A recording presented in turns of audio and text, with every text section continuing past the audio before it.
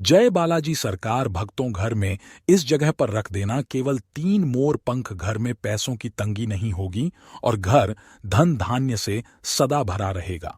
नमस्कार दोस्तों, आपका स्वागत है। दोस्तों, वीडियो शुरू करने से पहले अगर आप भी बालाजी सरकार और माता लक्ष्मी के सच्चे भक्त हैं तो हमारे चैनल को सब्सक्राइब करें और इस वीडियो को लाइक करें। और अगर आपको भी अमीर बनना है, आप भी धनवान बनना चाहते हैं तो हमारे इस वीडियो को लास्ट तक जरूर देखें। इस वीडियो को छोड़कर ना जाए। दोस्तों, वास्तुशास्त्र में मोर पंख का बहुत अधिक महत्व होता है। वास्तुशास्त्र के अनुसार मोर पंख का घर में होना बहुत शुभ होता है। यह जिस स्थान पर भी होता है वहां की नकारात्मक ऊर्जा को नष्ट कर देता है। शास्त्रों में मोर पंख को सुख समृद्धि का प्रतीक माना जाता है। यह अत्यंत चमत्कारिक होने के साथ ही घर के वास्तु दोष को भी काम करने में सहायक है। लेकिन वास्तुशास्त्र में मोर पंख को घर में रखने के नियम बताए गए हैं। मोर पंख घर में रखते समय इन नियमों का पालन अवश्य करना चाहिए, तभी इसका सकारात्मक प्रभाव देखने को मिलता है। वास्तुशास्त्र में मोर पंख को रखने की सही दिशा और स्थान के बारे में बताया गया है। अगर आप अपने घर में मोर पंख को उसके निश्चित स्थान और दिशा में रखते हैं तो यह घर के अंदर की नकारात्मक ऊर्जा को खत्म कर देता है। मोर पंख घर में रखने के बहुत से फायदे हैं, लेकिन धन संपत्ति के आकर्षण के लिए इसका सबसे अधिक उपयोग किया जाता है। अगर आपके घर में पैसे की तंगी है, धन का खर्च अधिक होता है, घर में पैसा नहीं आता है, तो आप अपने घर पर मोर पंख जरूर लेकर आए और उसे सही दिशा में स्थापित करें। यह निश्चित ही आपके धन में वृद्धि करेगा। वास्तुशास्त्र में घर में कितने मोर पंख रखना चाहिए, इसका रहस्य भी बताया है। आइए जान लेते हैं मोर पंख से जुड़े महत्वपूर्ण वास्तु नियम। दोस्तों, सबसे पहले हम जानते हैं मोर पंख के धार्मिक महत्व के बारे में। हमारे प्राचीन शास्त्रों में मोर पंख को इतना महत्व क्यों दिया जाता है? दोस्तों, हमारे प्राचीन पुराणों में मोर पंख को एक चमत्कारिक यंत्र माना गया है। इसका प्रयोग कई प्रकार की तांत्रिक क्रियाओं में भी किया जाता आ रहा है। तंत्र साधना में इसका प्रयोग करके सम्मोहन, शत्रुनाश तथा बुरी शक्तियों को नष्ट किया जाता था।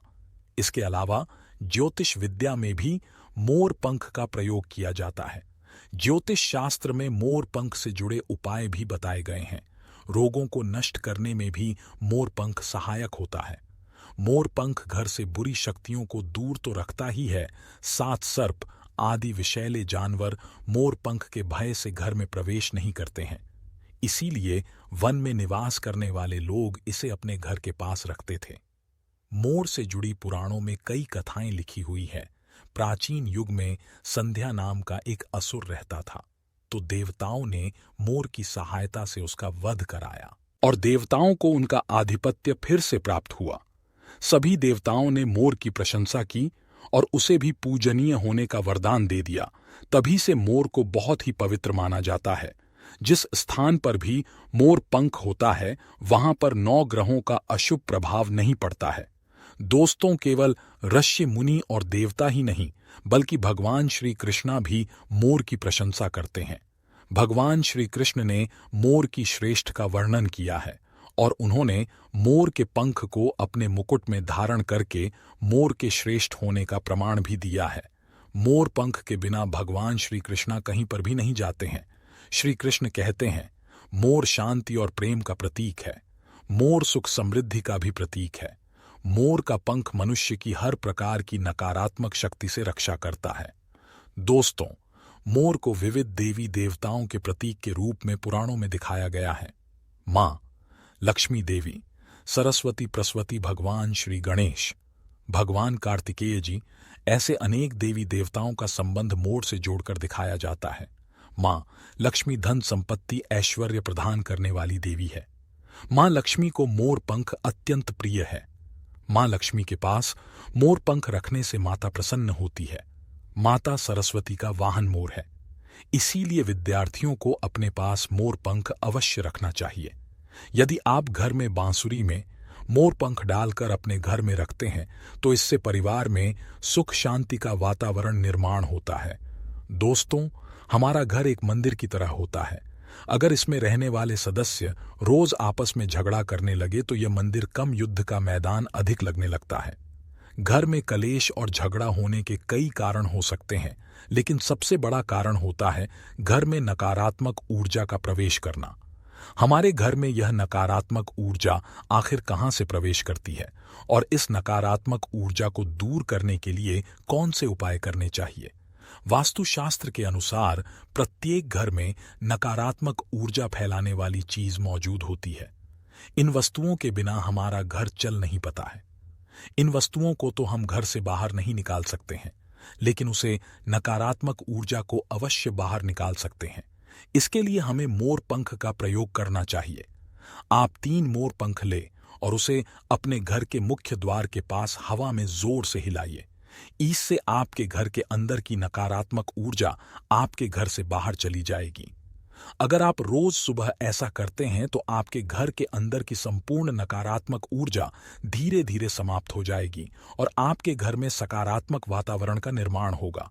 इसी बात को ध्यान रखते हुए आज हम आपको बताएंगे कि घर में वह कौन सी 3 जगह है जहां पर आपको मोर पंख जरूर रखना चाहिए, और इन जगहों पर अगर आप मोर पंख रख देते हैं तो आपके घर में भी सबसे अधिक सकारात्मक ऊर्जा बनी रहेगी। सबसे पहली बात, घर से नकारात्मक ऊर्जा को दूर करने के लिए अगर घर में नकारात्मक ऊर्जा है और परिवार के सदस्यों की तरक्की में अड़चन निर्माण हो रही है तो आप अपने मुख्य द्वार के ऊपर गणेश जी की प्रतिमा रखें और प्रतिमा की दोनों ओर मोर पंख अवश्य रखें। इससे आपके घर में किसी भी प्रकार की नकारात्मक ऊर्जा प्रवेश नहीं कर पाएगी। यदि आपका मुख्य द्वार वास्तुशास्त्र के नियमों के विरुद्ध है तो आप मुख्य द्वार पर 3 मोर पंख अवश्य रखें, इससे वास्तु दोष समाप्त हो जाएंगे। दूसरी बात, ग्रहों के दुष्प्रभाव से बचने के लिए अगर घर के सदस्यों पर ग्रहों का दुष्प्रभाव है अथवा ग्रहों की स्थिति खराब चल रही है तो मोर पंख ले और उस पर गंगा जल अथवा शुद्ध जल का छिड़काव करें। फिर इसे ऐसे स्थान पर रख दे जहां पर यह किसी को दिखाई ना दे। इसे ग्रह शांत होने में मदद मिलती है। तीसरी बात, बुरी नजर से बचने के लिए अगर घर के किसी सदस्य अथवा बालक को बुरी नजर लगी है या उसे पर किसी की बुरी नजर का प्रभाव पड़ा है तो सोते समय उसे व्यक्ति के तकिए के नीचे मोर पंख रखें और दूसरे देने से किसी बहते जल में अथवा कुएं में डाल दे। इससे बुरी नजर उतर जाती है। चौथी बात, पढ़ाई में मन नहीं लगता है। अगर घर के विद्यार्थियों का पढ़ाई में मन नहीं लगता है, उनकी याददाश्त कमजोर है, पढ़ाई करते समय बार बार नींद आती है, तो विद्यार्थियों को मां सरस्वती के सामने मोर पंख रखकर दूसरे दिन उसे मोर पंख को अपनी किताबों में रखना चाहिए। इससे विद्यार्थियों में एकाग्रता बढ़ेगी और मां सरस्वती की कृपा बनी रहेगी।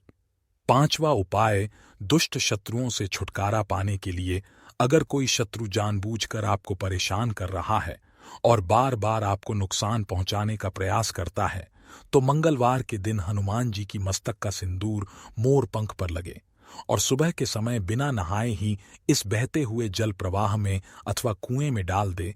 इसे शत्रुओं से छुटकारा मिलता है। छठी बात, मनवांछित फल प्राप्ति के लिए अगर मन की कोई इच्छा अधूरी है, कई दिनों तक कोशिश करने के पश्चात भी मनवांछित फल प्राप्त नहीं होता है, कार्यों में बार बार रुकावट आ रही है, तो आप राधा कृष्ण के मंदिर में जाकर भगवान श्री कृष्ण को मोर पंख चढ़ाए अथवा घर में ही श्री कृष्ण की मूर्ति पर मोर पंख लगाए और अपनी इच्छा उनके सामने प्रकट करें। 7वीं बात, अगर पति पत्नी के बीच तनाव हो, अगर घर के अंदर क्लेश है, पति पत्नी के बीच बार बार झगड़ा होते हैं, आपसी प्रेम कम होने लगा है, तो उनके बेडरूम में दक्षिण पूर्व की दिशा में मोर पंख रख देना चाहिए। इससे दोनों के बीच में प्रेम बढ़ेगा और आपसी मनमुटाव कम होगा। 8वां उपाय, धन में वृद्धि के लिए अगर धन की कमी है, अचानक धन खर्च हो जाता है तो घर में तिजोरी अवश्य बनाएं। तिजोरी रखते समय ध्यान रहे तिजोरी को पश्चिम की दीवार पर सटाकर रखें और उसका मुख पूर्व दिशा की ओर हो। इससे देवराज की कृपा दृष्टि बनी रहेगी। साथ ही मां लक्ष्मी की पूजा में मोर पंख रखकर उसे तिजोरी में रखें। इससे घर में सुख समृद्धि आती है और धन की कमी महसूस नहीं होती है। दोस्तों, यह सभी उपाय कारगर और सिद्ध है, इसलिए यह उपाय जरूर करें और अगर आप बागेश्वर बालाजी सरकार के और माता लक्ष्मी के सच्चे भक्त हैं तो हमारे चैनल को सब्सक्राइब करें और इस वीडियो को लाइक करें और कमेंट में बालाजी सरकार